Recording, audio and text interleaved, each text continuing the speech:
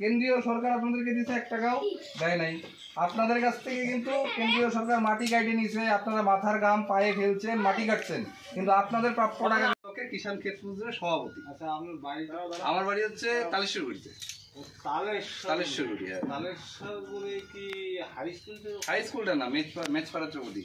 ও মেচপাড়া, হ্যাঁ হ্যাঁ, ওইখানে। তো যাই হোক, মমতা ব্যানার্জি সবকিছু দিচ্ছে, আপনারা জানেন। ঘরের নাম আছে?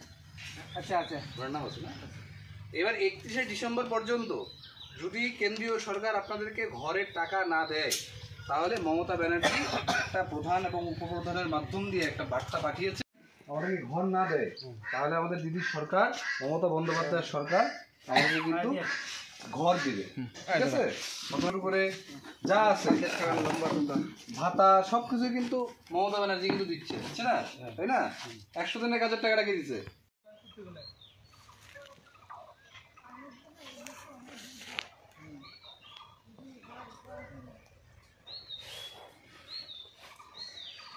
খুব বড় চন্দনা ঘরে প্রচুর না, আমার দিকটাই না ছোট করে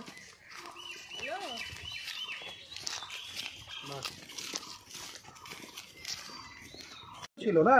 আপনারা অবশ্যই সেই ভোটটা দিয়েছেন। আশা করি এই যে 19 তারিখ, সেই 19 তারিখে আপনারা তৃণমূল কংগ্রেসের হাতটাকে শক্ত করবেন, এবং আমরা যারা আছি তৃণমূল কংগ্রেস সবাই আপনাদের সাথে আছে। অবশ্যই দেখবে। অনেকদিন থেকে ভোট দেয়, কত পঞ্চায়েত গেল, কিন্তু আমার কোনো কাজ দিয়ে আর যেগুলো ছোট ছোট বাচ্চা এখন বিয়ে করছে তারা ঘর পায়।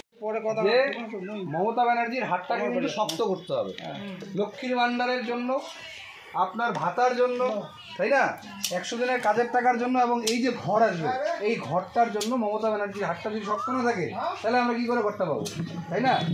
বিগত পঞ্চায়েতে আশা করি আপনারা তৃণমূল কংগ্রেসকে ভোটটা দিচ্ছেন, তৃণমূল কংগ্রেসকে তো ভোটটা দিচ্ছেন।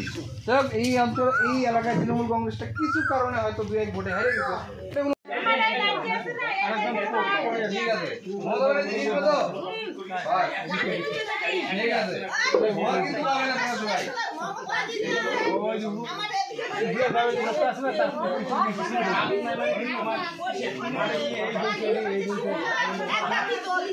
না না, বিজেপি যদি কেউ কিছু বলে আপনারা বলবেন বিজেপি কি দিচ্ছে, মমতা ব্যানার্জি কি দিচ্ছে।